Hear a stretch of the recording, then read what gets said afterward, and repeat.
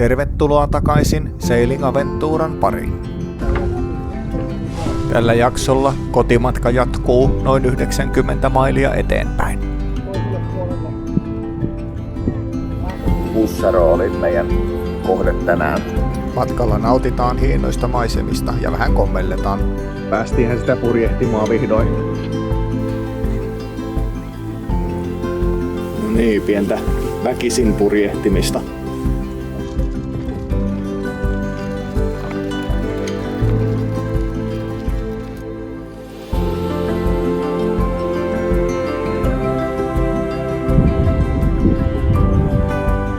No niin, Troossa jäi taakse ja lähdetään kohti Uuttöötä.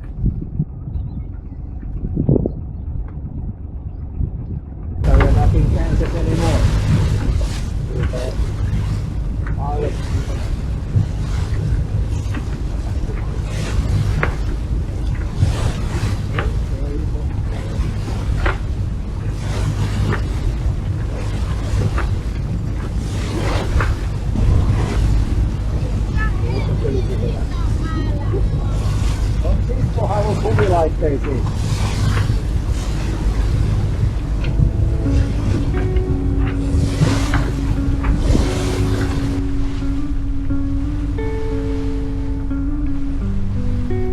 Nämä aallot olivat jo vähän isompia kuin Vätternjärvellä Vadstenan edustalla. Täällä ei tosin ollut tuulta juuri nimeksikään.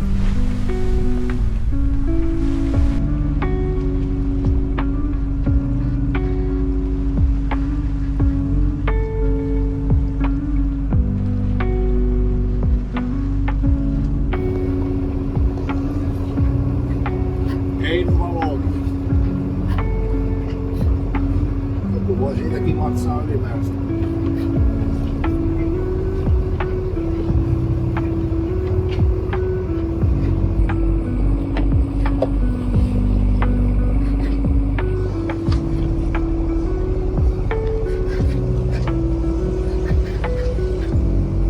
Tässä sitä nyt vaan putputetaan. Niin kuin naamasta voi lukea, en ollut haltioissani moottoroinnista.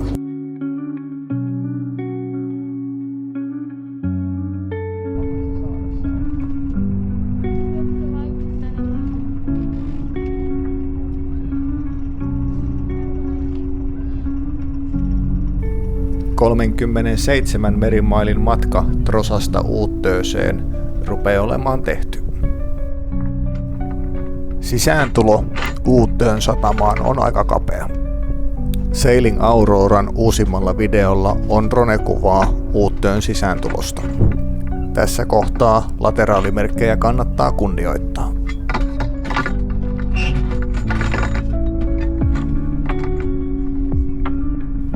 Sailing Aurora kehotti myös varomaan vilkasta lauttaliikennettä, mutta kiljusten herrasväen tapaan. No näköjään. Tuollainen isokin potski tuolta.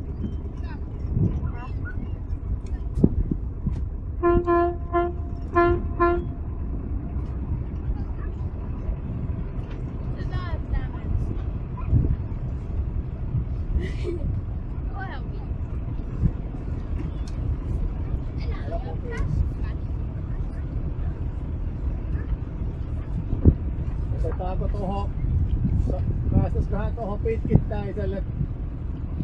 Tuo on varmaan tämän paikka. Ei kun se on tuolla. Niin, tuohon ison purjeveneen laiturin kohdalle tuohon toiselle puolelle. Päästäisikö nopeiten tuohon laiturin vasemmalle puolelle, missä on tuo iso purjevene? Ei kun se on varmaan tämän paikka. No, näyttäisi tuolla olevan tuo yleisö.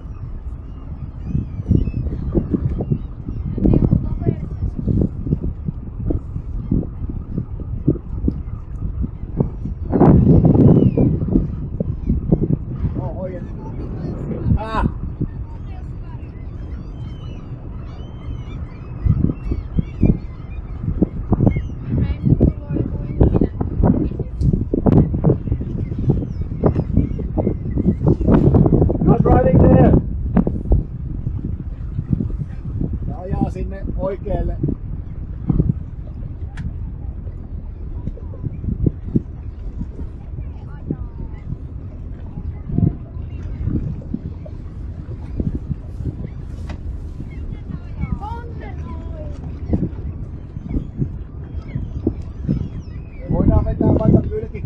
kylmytykselle siihen.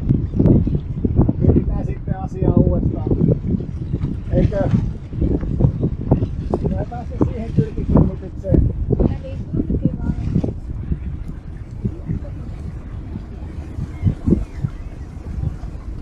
Ei saada. Ei se lähettää.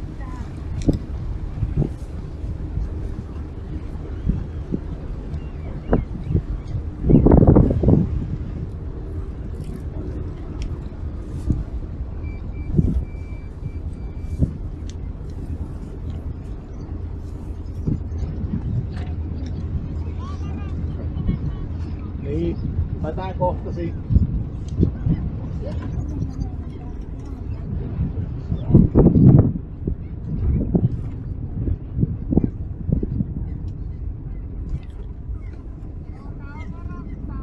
Joo.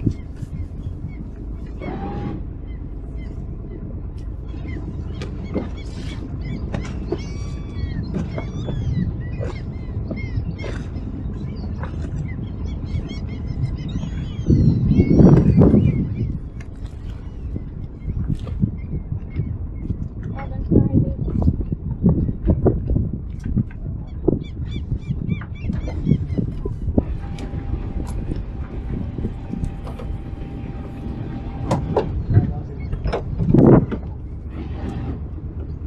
Nyt hyppäile mamma.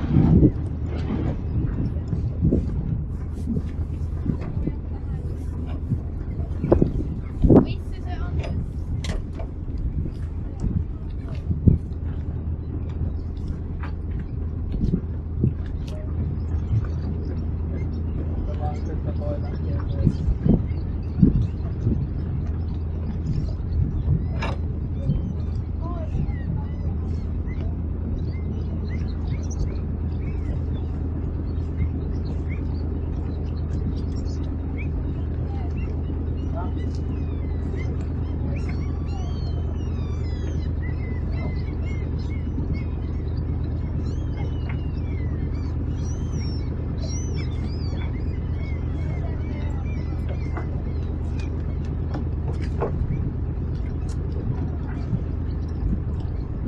Pitää käydä tiedustelemassa.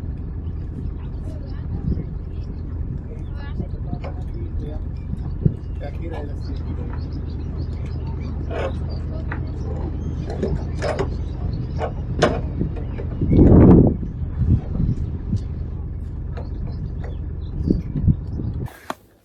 No niin, Uuttoissa ollaan. Ruokaa syöty ja vene saatu paikoilleen. Vähän meinasi tulla kiire, kun lautta iski samaan aikaan. Ihan puskista tuli perästä, niin oltiin vähän eessä siinä sopivasti.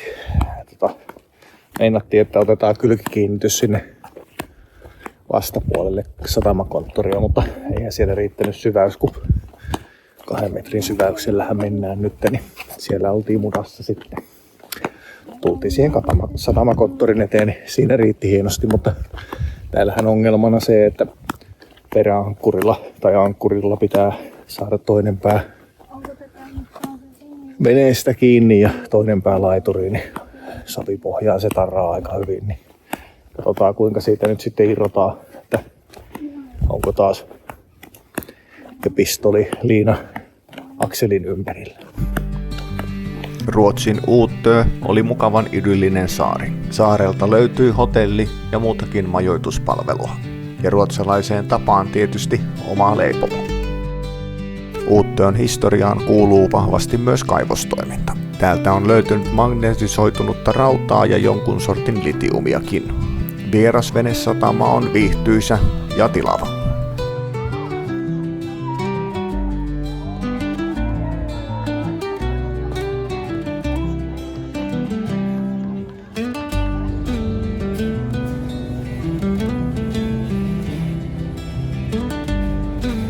Päivä 17 aamuja. Täällä Uuttoissa ollaan. Odotellaan, että lautat vähän väistää ja sitten saataisiin toi peräankkuri irti tuolta savesta.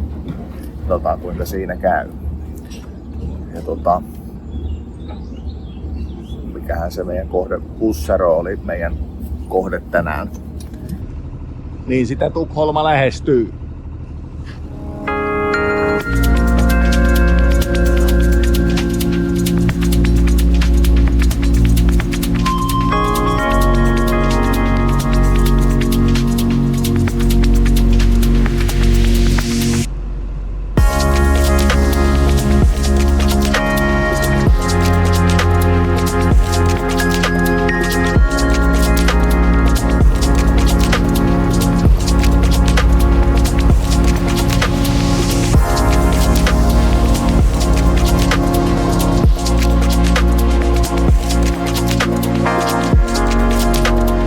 Päästiinhän sitä purjehtimaan vihdoin. Päästään testailemaan kunnolla tuota meidän pallea, että kuinka se ohjailee. Kava kun saatiin täältä Ruotsista ylimääräinen kasti. Miehistön jäsen. Silloin tällöin se satunnaisesti jotain piippailee. En tiedä mitä se tarkoittaa, mutta nämä on niitä asioita myöhemmin. Tarkkaillaan, että se ohjailee oikeaan suuntaan.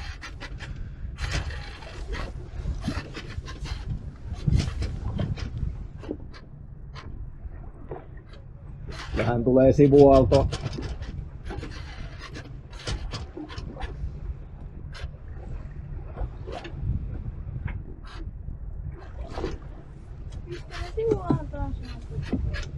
Paripenestä. Milloin se meni jo?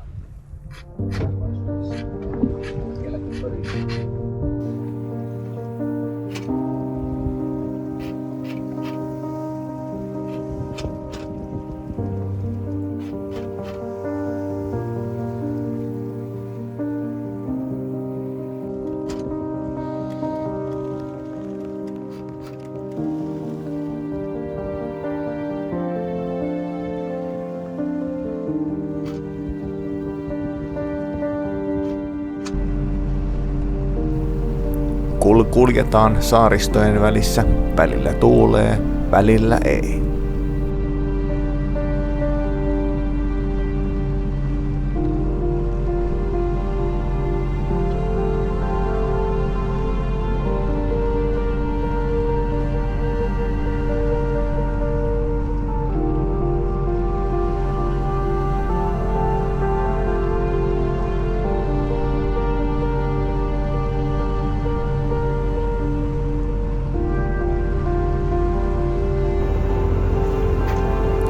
Kun horisontissa näkyy purjeita, on aika miettiä myös omaa taktiikkaa.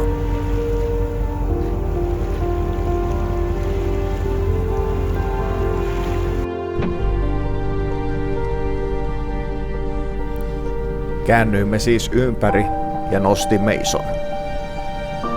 Ja niin matka jatkuu purjeilla edeten. Isoa nostaessamme kävi mielestäni hauska tilanne, kun kanssaveneilijät tuijottavat ainoastaan väistämisvelvollisuuttaan. Ajelimme rauhassa vastatuuleen ja nostelimme isoa.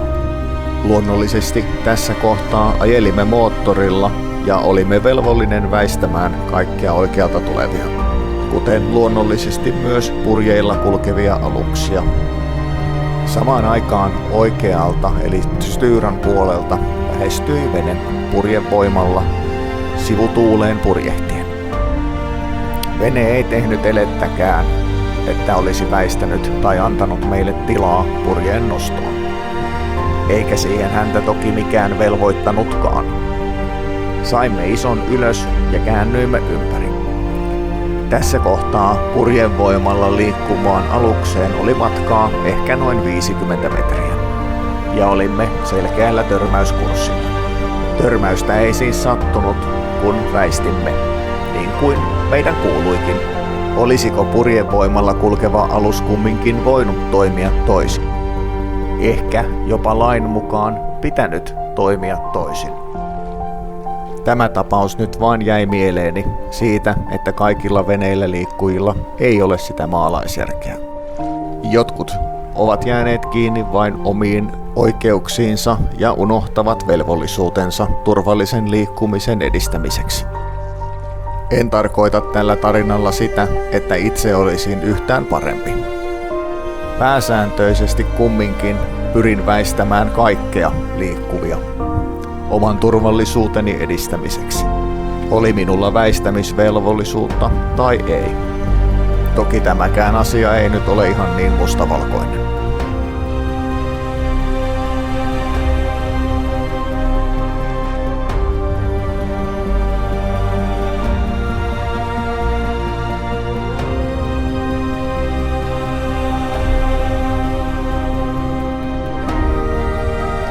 Tässä kohtaa tuuli rupesi taas näyttämään tyyntymisen merkkejä.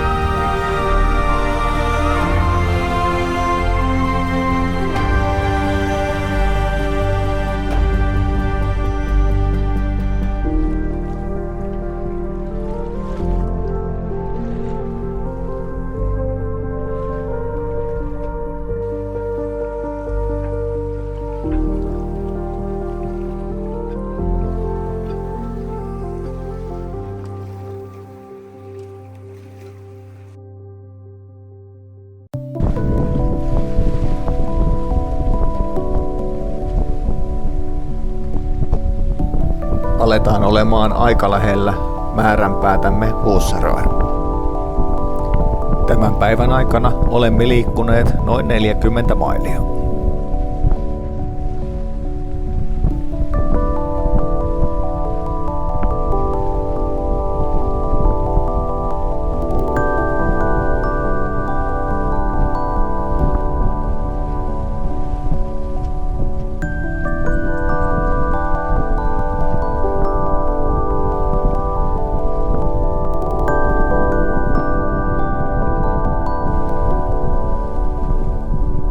Vielä viimeinen vastatuuliosuus ennen edessä olevaa kapeikkoa, josta päästiin Husarön edustalle.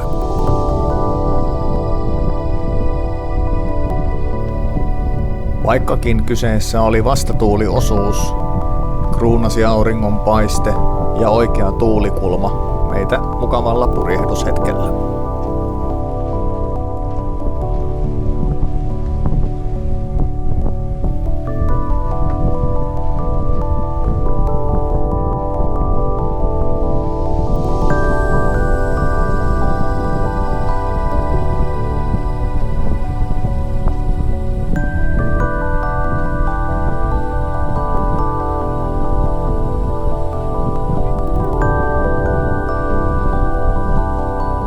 Miehistön korjatessa Joalle tärkeää mittaria, eli kallistusmittaria, minä sain nautiskella navigoinnista ja rauhallisesta menosta purjeiden voimalla.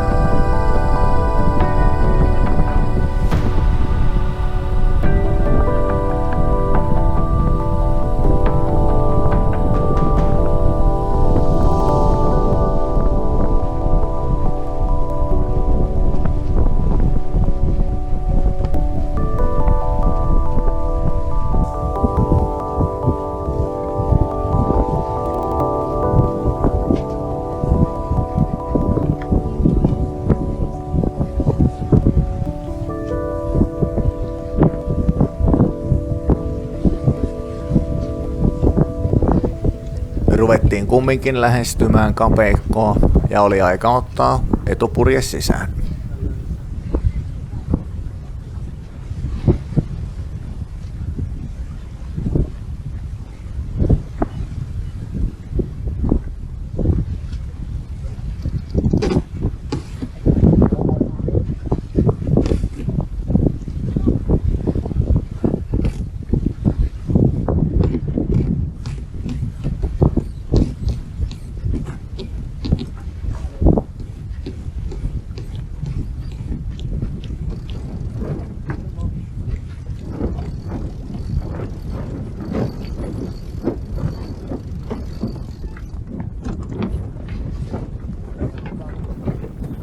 Tässä kohtaa olisi tietysti moottorin voinut laittaa päälle jo aikaisemmin ja olisi myös voinut osoittaa enemmän tuuleen rullaamisen helpottamiseksi. Mutta eikö se niin ole, että tapoja on monia ja kun riittävän monta kertaa lyö pään seinää, niin oppii oikean tavan.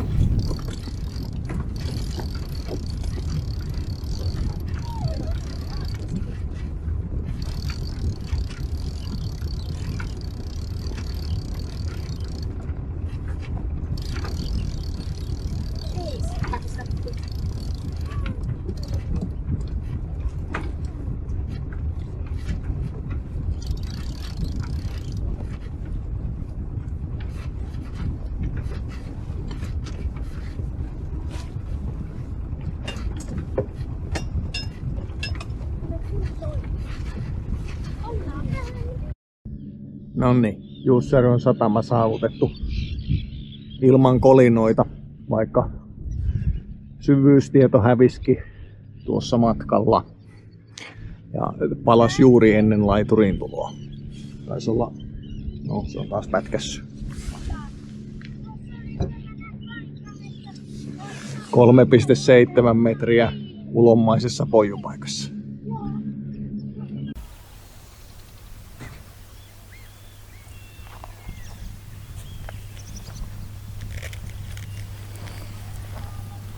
No niin, siitä tyhristä, että 35 € oli laiturimaksu, mutta siihen ei sisälly vessoja eikä vettä eikä sähköä eikä suihkuja eikä mitään muutakaan. Mutta sillä mennään mitä on annettu. Väärä hälytys. Suihkut ja vessat löytyi ja ovet oli auki. Sinne jäi Huussärö taakse ja matka kohti pohjoista jatkuu.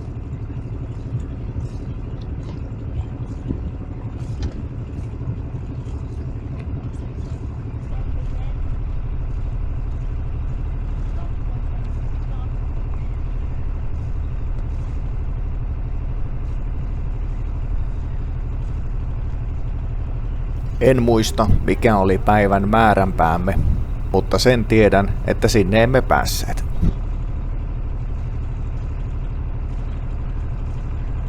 Rupesimme lähestymään seutuja, josta pomppu Maarianhaminaan tai Ahvenanmaalle olisi hyvinkin mahdollista.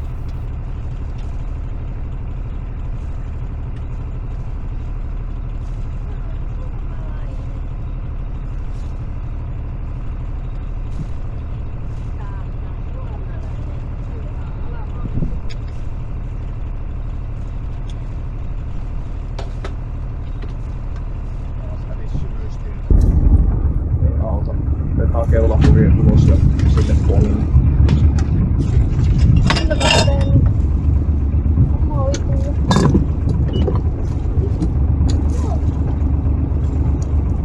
Siinä on se sun virittävä naru. Onko meillä keulaportaat vielä keulalla?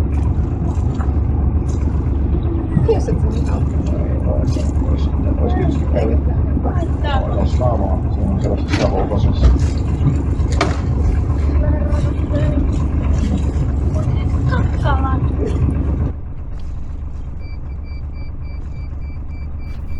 Välillä irtoaminen laiturista tapahtuu niin nopeasti, että kaikki valmistelut jää tekemättä.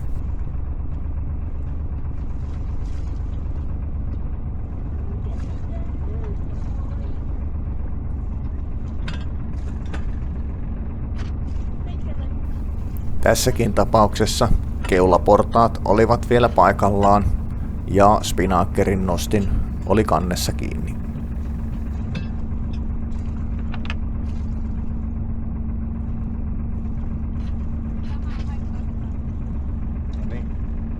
Joo, otetaan irti. Vaan se kireellä. Piuha on voinut lähteä irti. Sä kylysit. Kun sä kylysit siellä. Siitä on siellä vaan kylissä. Teki jo sitä eilen. No niin. Otapa jo huolista.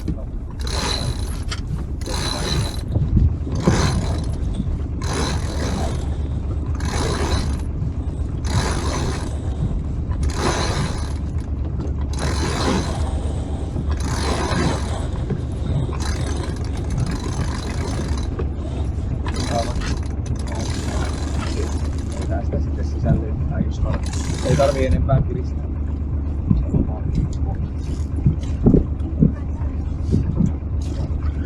Onko sulla loppu siihen? Jonkunlainen suola.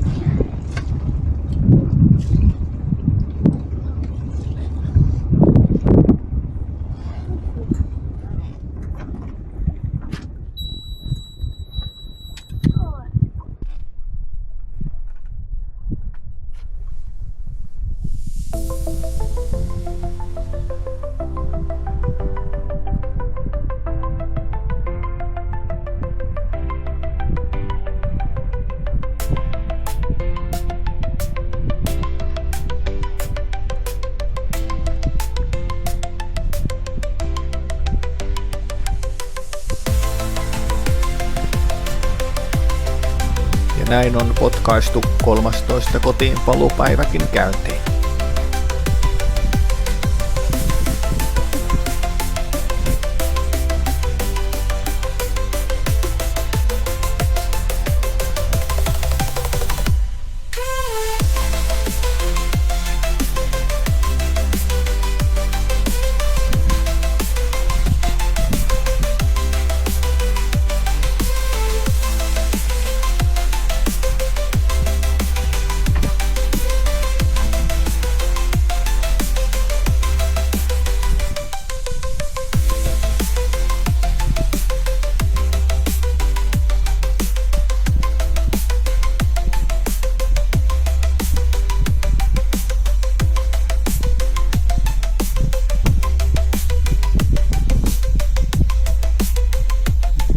Se, minkä takia iso jäi taas puomille, johtui varmasti puhtaasti laiskuudesta.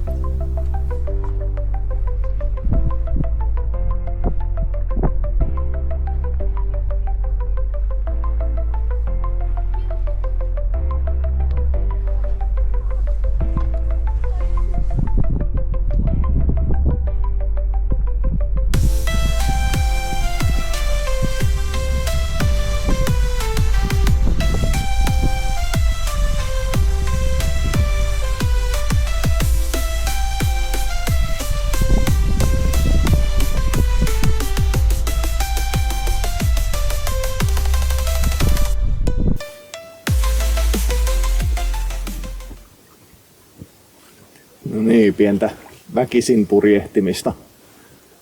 Eilen huomasin, että toi meidän kaikuanturi rupesi pätkimään, tai kaikuluotain rupesi pätkimään, ja sitten huomasin, että moottorin laturi latailee, käy jopa 16 voltissa. Latausjännite eli ylilataa ihan huolella. Ja silloin kun se sitä tekee, niin kaikuanturi tai kaikuluotain tipauttaa itsensä pelistä. Varmaan siinä on ylijännitesuoja siinä. Ja tuulidata meiltä on hävinnyt täältä näytöltä. Windexillä mennään. Ja yritetään ainakin suojella toi meidän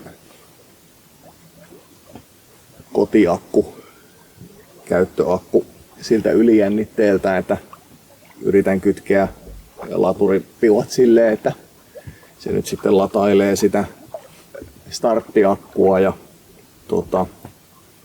keulapotkurin akkua, mitkä on yksi akkupankki. Katsotaan onnistutaanko tässä asiassa. Vähän myöhemmin kokeillaan kohta käynnistää moottoria. Katsotaan, että miltä näyttää. Tässä me edetään lilluen 2.4 pelkällä Kenoalla. Ja pelkällä Kenoalla sen takia, että tässä on nyt ihan riittävästi muuttujia, niin se on helppo ottaa kumminkin tarvittaessa pois sitten, jos oikein tulee kovia puuskia tai muuta. Joo.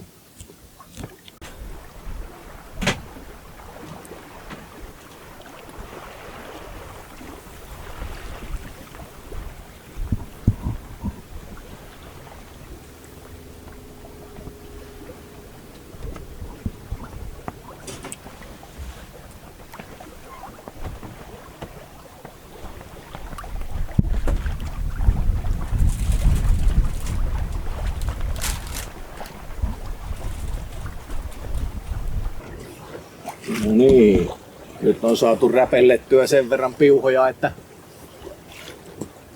laturi lataa moottoriakkua tai käynnistysakkua ja keulapotkurin akkua, eikä ensisijaisesti hupiakkua. Ja siellä varmasti on se akkureleen piuha, sellainen mikä vaatii huomiota. Ja varmaan joku miinuskaapelikin tulee väärään kohtaan, mutta nyt ollaan ainakin paremmassa hallissa, että ei ainakaan tuhota sitä ihan uutta akkua ensimmäisenä, vaan käynnistysakku. Ja ne on ihan märkiä lyijyakkuja, niin ne on vähän halvempia myös sitten korvata. Mutta kun tässä nyt päästään matalikosta ohi, niin katsellaan tilannepäivityksiä sitten. No niin, tultiin Bilbo Reppulin luokse kylää. Bilbo luki tuossa merikartassa ja mikähän tämä ilmeisesti kylänä. Pitääkö se tarkistaa kerrankin?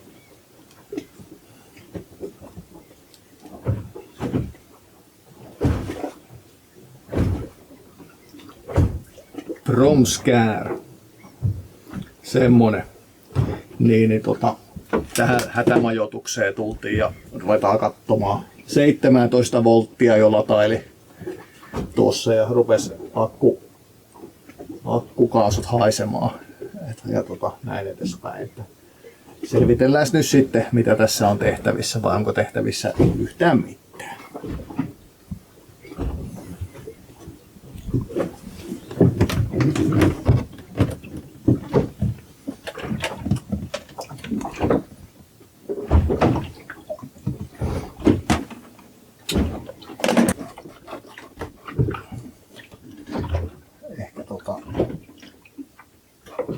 Ehkä aurinkosähkön piuha. Mikähän tämä on?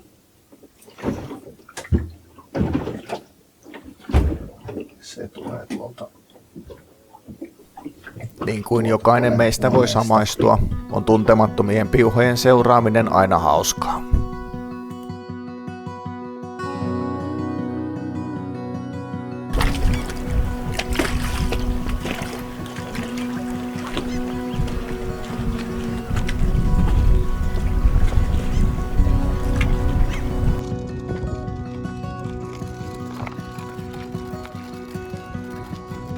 No niin, oli tässä latausongelmassa tai ylilatausongelmassa hyviäkin puolia. Täältähän löytyi kauppa parin kilometrin päästä, niin mukava iltakävely. Nyt ehkä mahdollisesti 95% varmuudella laturi ei ylilataa.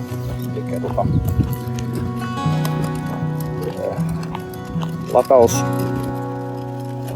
mikähän se nyt sitten mahtaa olla.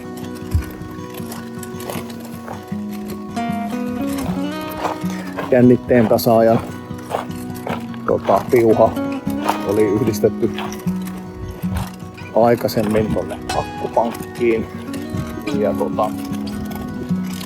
nyt kun sieltä hävisi 3 akkua ja 1 käyttöakku tuli tilalle, niin se ehkä nyt on jäänyt sitten aikaisemmin jo väärään asentoon ja se latasi sitä akkupankkia sen laturin kanssa ensisijaisesti, niin nyt vaihdettiin niin, että se lataa ensisijaisesti sitä starttiakkua, eli akkupankki numero 2 meillä.